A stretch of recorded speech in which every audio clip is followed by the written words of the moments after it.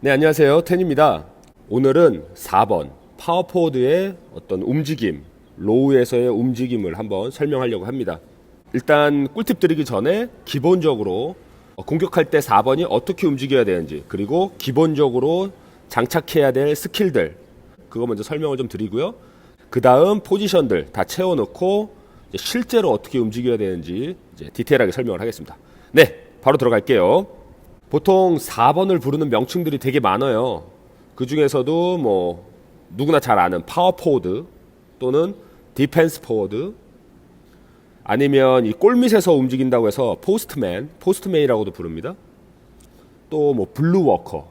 이 블루 워커란 뜻이 뭐냐면 노동자란 뜻이에요. 노동자. 그만큼 빡세게 열심히 청소하고 뭐 수비한다 이래서 블루 워커 이렇게도 불리고요. 아니면 뭐 허스 플레이어, 뭐 청소부, 뭐 다양하게 불립니다. 이 명칭들을 잘 모아보면 공통적인 거는 골밑 중심에서 움직인다. 그리고 팀을 위한 허드렛 일들을 많이 해야 된다. 뭐 리바운드, 박스, 스크린, 파울까지, 거친 파울, 뭐 몸싸움까지 다 해줘야 됩니다. 그래서 골밑 플레이어로 처음에 포지션을 잡으신 분들은 이 몸싸움을 주저하면 안 됩니다. 오히려 즐기셔야 돼요. 이렇게 하다 보면은 몸에 상처 같은 게 또 나고 피도 좀 나고 멍도 들고 막 이럴 수 있어요. 하지만 기본적인 겁니다. 골밑에서 플레이 하다 보면 그냥 기본적으로 얻는 거니까 뭐 영광의 상처라고 보시고 플레이를 하시면 좋겠습니다.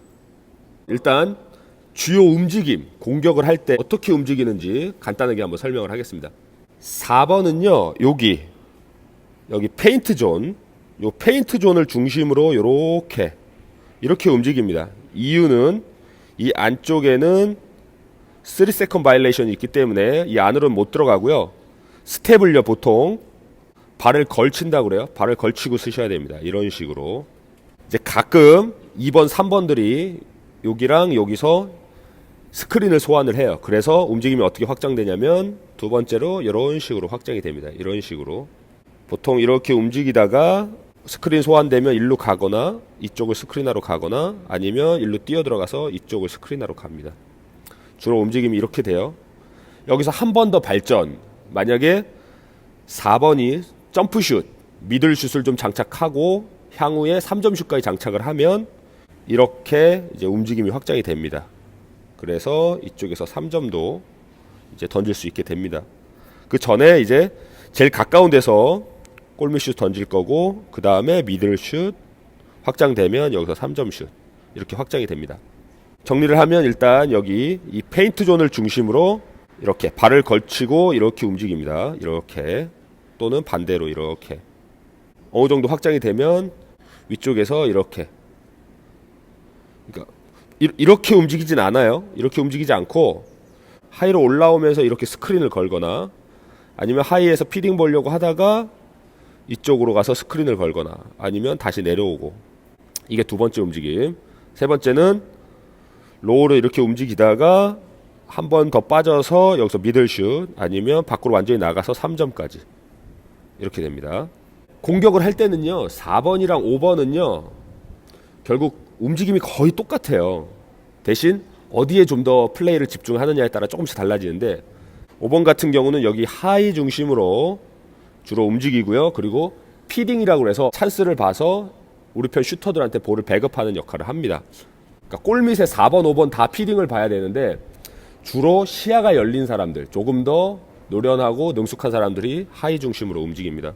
대신 파워포워드 같은 경우는 센터가 하이 쪽으로 가면 반대로 움직여요. 이렇게. 그래서 로우 쪽에서 원찬스, 한 번에 볼을 봐서 마감칠 수 있는 원찬스를 노립니다. 그래서 전반적인 움직임은 센터랑 이렇게 반대쪽에서 움직여요. 만약에 센터가 45도에서 1대1 포스트 플레이를 준비를 하면 반대쪽에서 이렇게 서주고요. 센터가 하이로 올라와서 피딩이나 하이에서 점프슛 준비를 하면 로우로 내려와서 원찬스, 골밑 스윙을 합니다. 그러다 반대로 내려가면 이렇게 따라서 반대쪽으로 넘어가서 포지션을 바꿔서 또 게임을 풀고요. 가끔 이렇게 쓸 때도 있어요. 이렇게 쓰는 이유는 이 코트 밸런스를 일부러 깨는 겁니다. 인위적으로 일부러 깨서 이쪽에 1대1 찬스를 만들어 주거나, 아니면 볼을 줬을 때 같이 뛰어 들어가 가지고 여기 동시 찬스, 이쪽이나 이쪽에 동시 찬스를 만들기 위해서 일부러 코트 밸런스를 깨는 겁니다. 자, 그러면 4번이 기본적으로 장착해야 될 스킬들, 기본 공격 스킬 총 4가지입니다. 4가지. 첫 번째는요, 골밑슛이에요. 골밑슛. 골밑슛은 골대에서 이제 가장 안정적으로 볼을 받아서 마감치는. 두 번째, 피봇입니다. 피봇. 축발을 중심으로 피봇을 도는데 크게 움직임은 2개예요. 볼을 하이로 들고 있느냐 안전하게, 아니면 로우에 들고 있느냐 해서 이 2가지 움직임이 있는데, 이게 축발을 바꾸면서 4가지로 확장이 되고요. 이게 또 왼쪽 오른쪽으로 확장되면서 8가지로 총 피벗이 8단계로 확장이 됩니다. 이 피벗 8단계는 가장 기초적인 움직이기 때문에 시간 날 때마다 연습을 많이 하셔야 돼요. 자, 세 번째는 드래그 드리블입니다. 드래그 드리블. 드래그 드리블은요, 수비를 등으로 막으면서 볼을 안전하게 키핑하면서 드리블 치는 건데, 주로 센터들이 많이 연습을 하는 거예요. 이걸 하는 이유는 내가 볼을 받았을 때 내가 주로 공격하는 그 포지션, 위치와 멀 경우 거기까지 안전하게 볼을 이동시키는 그런 기본 기술입니다. 네 번째는 점프 스텝 레이업입니다. 이 점프 스텝 레이업 같은 경우는 가드들처럼 볼을 들고 드리블 치고 오다가 레이업을 올라가는 게 아니고요. 골밑에 이 페인트 존에 발을 걸치고 있다가 바로 스핀 무브 돌아가지고 레이업까지 올라가는 거예요. 그래서 요 4가지는 가장 기본 공격 스킬입니다. 언제 시간 될 때 제가 요 4가지 기본 스킬은 제가 영상으로 찍어서 올려드릴게요. 네, 이 정도 설명을 하고 이제 제일 중요한 꿀팁 들어가겠습니다. 꿀팁.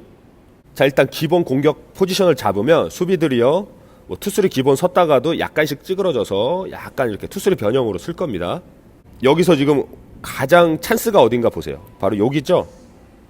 여기가 찬스가 나기 때문에 어떻게 하냐면 로우 스윙, 여기서 로우 스윙을 많이 하는데 어떻게 스윙을 하냐면 볼을 3번한테 이렇게 주면 3번 1대1 먼저 볼 거예요. 공격 찬스를. 왜냐하면 우리 편 3번이 공격 옵션이 아주 좋아서 볼을 잡고 바로 1대1 모드로 들어갈 수도 있기 때문에 무턱대고 일로 튀어 들어가면 안 됩니다. 찬스 본다고. 일단은 기다리세요.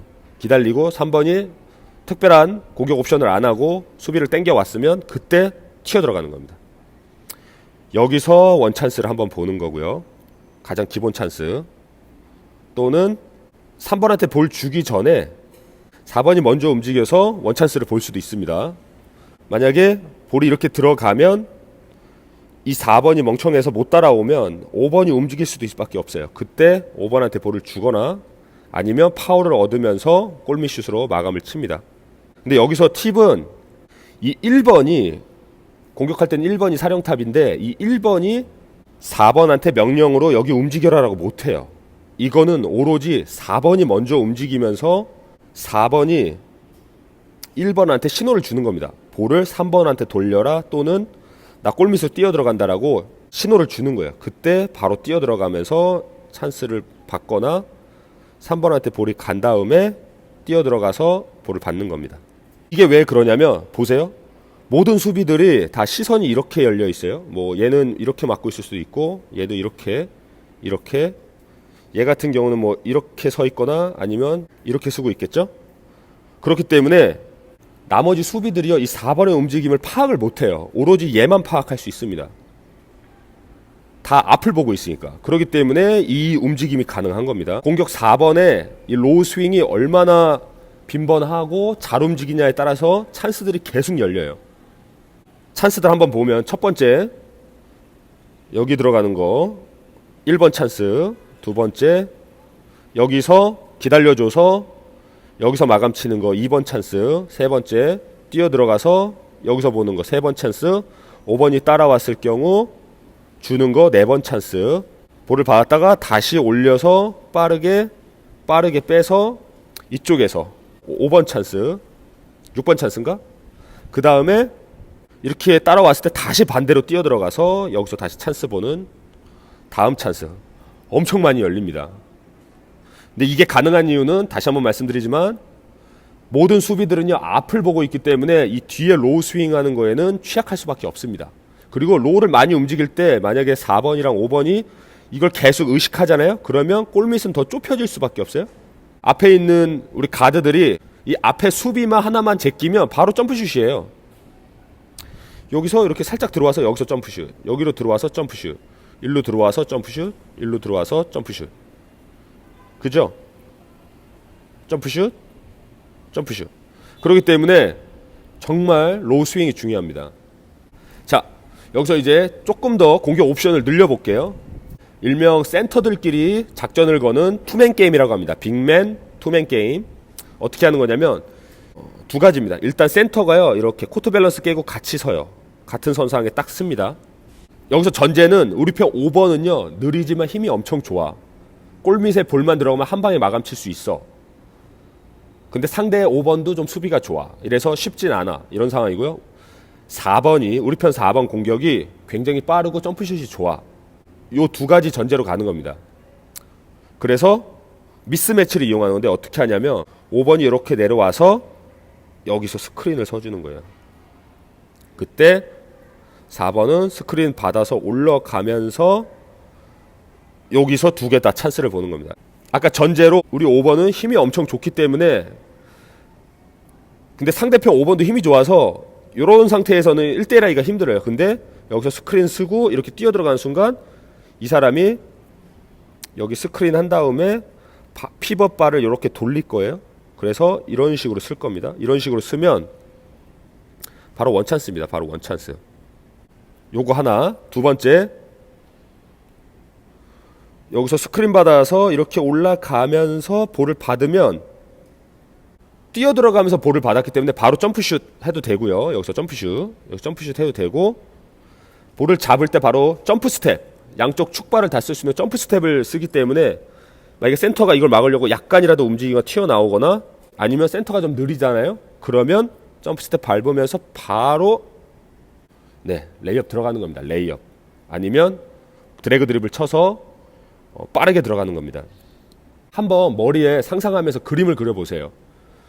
어떻게 미스매치를 만드는지, 그래서 양쪽 다 찬스를 살릴 수 있는지. 전제는 우리 편 4, 5번이 상대보다 좀 좋다는 거예요. 근데 매치업 상태에서는 공격하기 힘들고 이렇게 포지션을, 매치업을 깨트렸을 때 찬스가 나는 겁니다. 네, 정리해 보겠습니다.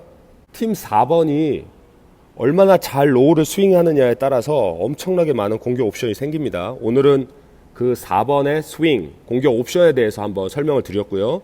굉장히 많은 게 파생된다는 걸 보시고, 혹시라도 팀에서 4번 포지션, 파워포워드를 하고 계신 분들이 계시면 요 로우 스윙을 좀 많이 연습을 하시면 좋을 것 같습니다. 네, 그러면 이 정도 하고 마무리를 하겠습니다. 감사합니다. 네, 안녕하세요. 텐입니다. 댓글에 혹시 프로농구나 여자 프로농구 바탕으로 좀 코칭을 좀 해주면 좋다, 아니면 프로농구에 있는 뭐 영상들을 좀 분석해줘서 어떻게 작전, 전략이나 전술을 쓸 수 있는지 그걸 좀 영상으로 담아달라는 분들이 계세요. 근데 이제 제가 좀 양해를 부탁드리고 싶은 건, 저는 이제 선수 출신이 아니고요. 순수하게 동아리 농구, 사회인 농구에서 한 15년 정도 농구를 좋아하고 즐겼던 사람입니다. 다행히 중간에 농구 자격증을 따고 방과 후 교실을 통해서 이제 농구 코칭을 좀 했고요. 이제 사회인 팀에서 이제 코칭을 좀 했을 뿐이에요. 그러니까 저는 제 수준을 알아요. 저는 아마추어고, 그래도 이제 농구를 좋아해서 막 이것도 찾아보고 저것도 찾아보고 했습니다. 그리고 진짜 다행인 거는 제가 동아리에서 농구를 배울 때 정말 좋은 선배님들을 만나서 그분들 통해서 많은 걸 배웠어요. 그러니까 이게 답니다. 그렇기 때문에 아주 수준 높은 선출 출신의 어떤 코치들이 할 수 있는 복잡하고 좀 다양한 이런 전략 전술들은 담아내기 힘들 것 같아요. 이 부분은 양해를 좀 부탁드리고요. 하지만 농구를 이렇게 아마추어 수준에서 이렇게 소통하고 이야기 나누는 거는 누구보다 잘할 자신 있습니다. 왜냐하면 그 경험이 있거든요. 농구를 진짜 좋아하는데 수준은 떨어져서 맨날 고민하고 연습하고, 그래서 어느 순간에 그래도 농구를 즐길 수 있는 수준까지 올라가 본 경험이 있기 때문에 이 부분에서는 제가 자신 있게 소통할 수 있습니다. 그래서 그런 거 중심으로 제가 영상을 좀 찍어서 올려드릴게요. 또 제가 댓글로 질문을 받아서 영상을 좀 만들고 있는데, 그거 가지고는 제가 디테일한 영상을 좀 만들기가 힘들어요. 그래서 좀 생각을 바꿨습니다. 혹시라도 지금 동아리 농구 또는 사회인 농구에서 활동하고 계신 분들 계시면 영상을 한 3분에서 5분 정도 딱 잘라서 저한테 한번 보내주세요. 보내주실 때 이러한 내용들을 좀 코칭을 받고 싶습니다. 이렇게 올려주시면 코칭 영상을 담아서 올려드리겠습니다. 그렇게 하는 게 좀 더 수월하게 소통을 할 수 있을 것 같아요. 저도 영상 만드는데 좀 편하고, 혹시라도 영상이 도움이 되시면 구독이랑 좋아요 좀 부탁드릴게요. 감사합니다.